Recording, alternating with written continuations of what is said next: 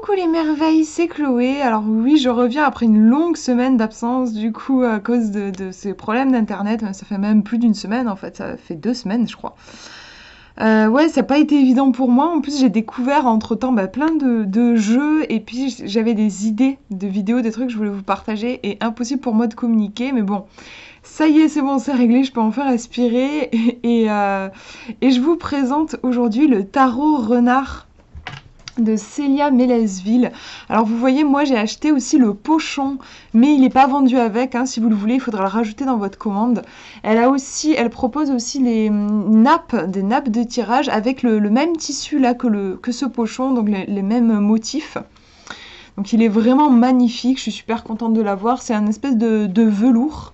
Donc je vous montre le jeu à l'intérieur. Le pochon est très grand, ce qui fait qu'on peut ranger le tarot avec la boîte dans le pochon. On n'est pas obligé de retirer les cartes pour les ranger. Donc je suis contente parce que la boîte, je la trouve vraiment superbe et j'avais pas non plus envie de la mettre de côté en fait. Donc je vous la montre. Voilà. Donc on a un titre qui est en doré mais qui va en fait, ça tire vers le orange pour rappeler la robe du renard. C'est toujours, je trouve, propre à Célia, ce souci du détail qui est présent dans chacun de ses jeux. Elle est vraiment, je trouve, enfin, elle fait un boulot de fou au niveau de l'édition. Autant au niveau des illustrations et tout, mais il faut savoir aussi éditer ses jeux et elle fait un boulot de dingue. Il y a des petites incrustations ici, là, un petit peu partout sur la boîte, qui reprennent donc ce doré orangé. Hop, voilà, je vous montre sous toutes ces coutures.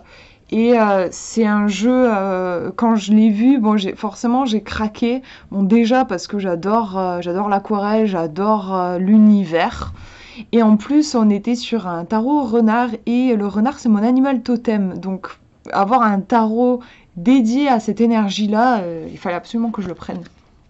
Donc, je vous montre l'intérieur. On a une sorte de petit poème, de petite incantation qui nous parle donc de ce fameux renard qu'on va suivre à travers tout un voyage. À l'intérieur, donc vous avez le livret, je vais vous montrer tout ça et les cartes. Là, je vous montre l'intérieur, donc on a aussi un petit ruban noir. Et voilà le fond. Magnifique. Ouais, tant que j'y pense, pas que j'oublie, il y a une petite carte qui m'a été envoyée avec le jeu. Donc c'est super sympa, c'est un tirage de bienvenue qui vous est proposé pour apprendre un peu à connaître votre tarot. C'est toujours sympa si on ne sait pas forcément par quoi commencer. Là voilà, vous avez un premier tirage. J'ai trouvé que c'était très sympa. Donc le livret, on a une partie en anglais, un guidebook, et hop, de l'autre côté, on l'a en français. Donc au début, elle nous parle de l'étincelle créative. Donc qu'est-ce qui l'a motivé pour chaque création, chaque oracle, chaque tarot? Il y a toujours une impulsion, une intention de base. Elle nous explique que sa fille joue avec ses cartes et qu'elle avait envie du coup d'avoir un jeu qui soit suffisamment doux. C'est vrai que bon, le tarot de Marseille, par exemple, je vois pas trop un enfant être attiré par des cartes du tarot de Marseille. Donc Célia, comme elle a été illustratrice de livres pour enfants, elle a vraiment cet univers qui est très doux, très rond, qu'on retrouve dans ce tarot renard. Donc là, elle nous souhaite la bienvenue. Elle va nous donner aussi des petits conseils pour les débutants, en fait, des petites astuces pour tirer les cartes. Elle va nous parler des cartes renversées, c'est possible, hein. On a un dos qui permet de retourner les cartes. Et ensuite, elle nous propose un tirage très très intéressant. J'ai adoré le faire, celui-ci, je l'ai trouvé très puissant, un tirage à 7 cartes. En gros, c'est un voyage, oui, vous allez voir, il y a cette métaphore du voyage qui est très présente dans le tarot. Là, vous allez voyager avec votre renard et voir les obstacles que vous allez dépasser, tout ça. C'est comme un flash de votre vie actuelle, ça donne une direction. Il est très complet, j'aime beaucoup. Donc là, on a la signification des cartes. Donc vous voyez qu'on commence par les arcanes majeures. Ici, là, on a le fou, on nous parle du fou. Ensuite, on a les mots-clés et le message en renversé. Par contre, vous n'avez pas les mots-clés et le message renversé pour les arcanes mineures. Je vais vous montrer, voilà. Les arcanes... non, on est encore dans les majeurs, là. Hop, voilà, les arcanes mineures, vous avez juste le petit texte. On ne retrouve pas la signification en inversé. Du coup, il faudra faire travailler votre intuition si vous voulez quand même travailler avec ces fameuses cartes renversées. Au niveau de comment elle a structuré son livret, vous voyez que c'est regroupé par numéro en fait. Vous avez tous les 6 ici, donc 6 de pentacle, d'épée, de coupe, de bâton. Et je trouve ça sympa en fait, à chaque fois, elle nous donne, pour chaque série, elle nous donne quelques mots-clés. Donc là, ce sont des bases un petit peu en numérologie. Par exemple, le 6, on nous dit que ça va parler d'harmonie, de tempérance, d'union, de choix, de responsabilité. C'est sympa, je trouve, quand on apprend un peu les cartes, parce que à force de le lire, on va pouvoir le mémoriser, on va comprendre un petit peu l'énergie du 6. Et quand, par exemple, on se retrouve avec un 6 de coupe, bon, 6, quand vous savez un petit peu quelle est l'énergie de ce numéro et que vous avez la famille des coupes et que vous connaissez aussi l'énergie de cette famille, vous n'avez pas besoin d'apprendre par cœur, en fait. Vous allez pouvoir recomposer le message, comme ça, c'est du bon sens, en fait, quand vous avez compris les énergies de la série. Donc je trouve que c'est sympa qu'elle ait mis à chaque fois ces mots-clés. Elle le fait aussi pour quand on arrive dans les cartes de cours. Par exemple, ici, le cavalier, elle vous indique quelle est l'énergie de tous les cavaliers, hein, la base, en fait, le cavalier, c'est un jeune adulte il va passer à l'action, il va être dans le mouvement, dans la passion. Et après, on a le cavalier de pentacle, donc qui va être peut-être plus ancré et plus lent dans sa démarche. Le cavalier d'épée, voilà, lui, il est dans une analyse concrète, c'est l'analyse, on a quelque chose de plus mental. Enfin voilà, vous avez ensuite les détails pour chaque série. Et qu'est-ce qu'on a d'autre? Oui, à la fin, elle nous parle des symboles. Vous allez voir, quand je vais vous montrer les cartes, elle nous explique que voilà, le P va faire référence aux pages, le K ou C pour cavalier, en fait, on a la version anglais et français.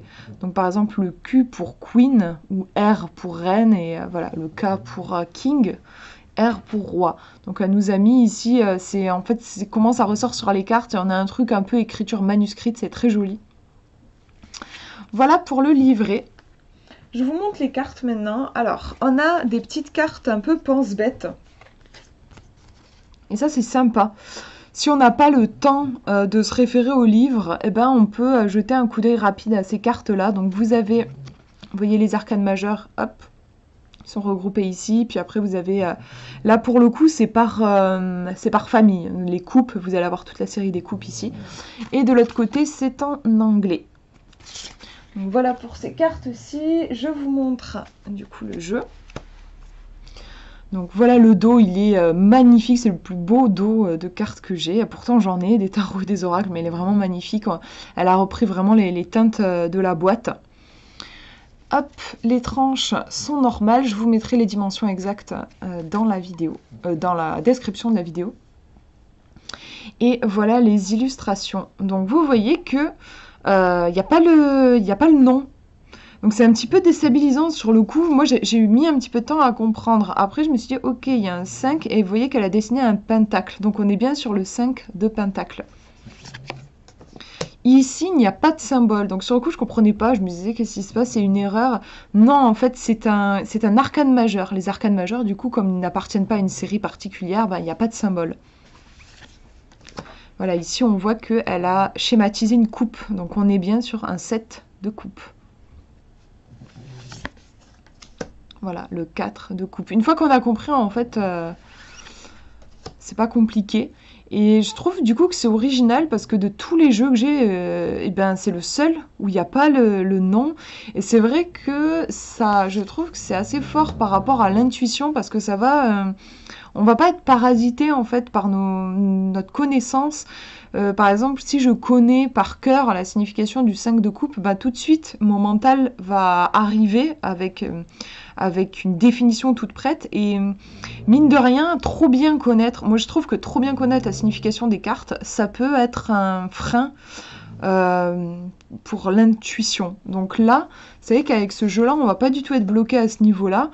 Et c'est même assez étrange, enfin ça m'a donné un sentiment quand j'ai tiré les cartes avec ce jeu, vraiment d'une lecture tout à fait différente de toutes les autres que j'ai pu faire, toutes les autres lectures, avec tous les tarots, les oracles que j'ai. Il y a quelque chose d'assez... Au début je me sentais un peu perdue de ne pas avoir le nom, et puis après je me suis laissée aller, je suis rentrée dans l'image. Et c'est marrant, du coup, ça peut donner un côté comme si c'est un tarot, mais on peut le prendre comme un livre d'images.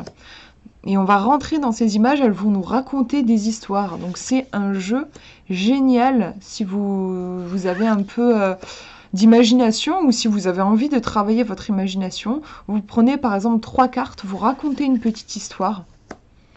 Et ensuite, vous cherchez quels sont les symboles qui sont présents dans cette histoire, de quoi elle parle, qu'est-ce qu'elle raconte. Et ça va vous donner des informations sur vous et sur ce qui peut vous tracasser en ce moment. J'apprécie aussi beaucoup le fait qu'il y ait beaucoup de blanc. Je trouve que c'est important pour que le regard puisse respirer et c'est aussi très propice à l'intuition. Si c'est trop chargé, si les cartes sont trop chargées, ça peut déconcentrer. J'ai remarqué qu'il fallait un petit peu de vide pour que l'intuition puisse s'exprimer. C'est comme si on entend plein de trucs et tout, ça risque de nous fatiguer et l'intuition va moins ressortir. Par contre, le silence est très propice pour laisser émerger la petite voix, la fameuse petite voix. Et l'intuition, elle est trop jolie, celle-là, j'adore l'arbre. Donc du coup, voilà, j'apprécie ce blanc. Le magicien, trop mignon. Donc vous voyez, là, on est sur une reine de coupe.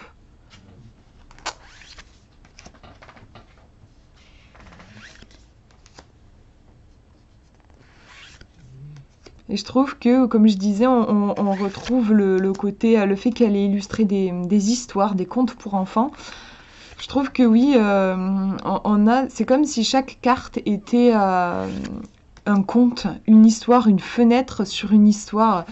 Et puis en plus sur les renards, ça me fait penser aux fables de La Fontaine. Enfin, il y a un truc, on aurait pu appeler presque ce tarot, je sais pas moi, les aventures de Sœur Renard. Je sais pas, ça me fait penser à un truc comme ça. Elle est trop jolie celle-là. Je l'adore. C'est une carte qu'elle a rajoutée, qui n'est pas dans le tarot. C'est le renard blanc qui nous invite à célébrer nos différences, ce qui nous rend uniques. Elle est super touchante, je trouve. Donc là, on a un roi de bâton qui est très fier de lui, très solaire. Là, vous voyez, moi, ça fait vraiment penser à une fable. Je sais pas, ouais, il y a un truc, je trouve. Donc là, un page de bâton.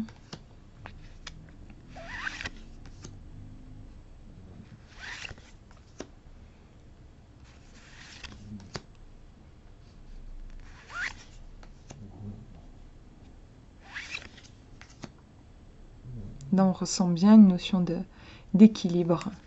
Il est vraiment génial, hein, ce jeu, si vous voulez travailler votre intuition. Je trouve qu'il est vraiment balèze. Si vous débutez aussi, je trouve que c'est intéressant pour ne pas se bloquer dans des définitions. Moi, je le répète, hein, je trouve que c'est pas génial, en fait, de se bourrer le cerveau d'informations, d'ingurgiter des trucs qu'on va apprendre par cœur. C'est pas bon, je trouve, pour la créativité et pour l'intuition.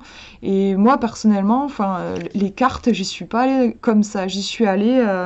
vous voyez comment je fais, hein, je me laisse beaucoup imprégner des images. Je trouve que c'est beaucoup plus riche. Alors bien sûr, le tarot, il a des significations, les cartes ont des significations. Et c'est chouette de les connaître. Mais moi, je commencerai pas par apprendre par cœur. Je commencerai comme ça par un tarot qui est suffisamment évocateur et qui va vous raconter des histoires, qui va vous évoquer des choses, des sensations, va faire remonter des émotions, des souvenirs. C'est avec tout ça, en fait, que vous allez pouvoir tisser votre interprétation. Et c'est ça, d'ailleurs, qui fait vraiment la lecture, parce que finalement, apprendre par cœur, on peut tous le faire, mais toute cette richesse des sensations qu'on peut ressentir, tout ça, c'est ça qui fait tout le sens de la lecture du tarot ou d'un oracle. Il est trop mignon, lui, je trouve, avec sa paire de lunettes, là, sur le bout du nez, très occupé. On voit bien que je trouve qu'il fait très artisan.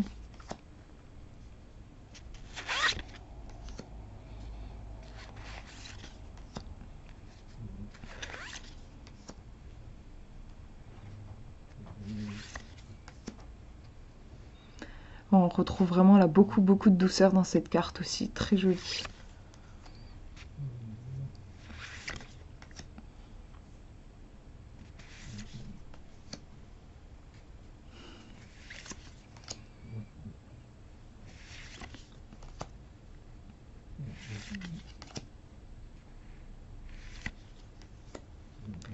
Et on termine avec une reine qui a l'air bien généreuse d'ailleurs, qui a l'air d'offrir à un denier un petit lapin. Voilà pour cette présentation, j'espère que ça vous aura parlé. Je vous mettrai en description les liens, tout ça si vous voulez commander le jeu. Je vous fais de gros bisous, prenez bien soin de vous.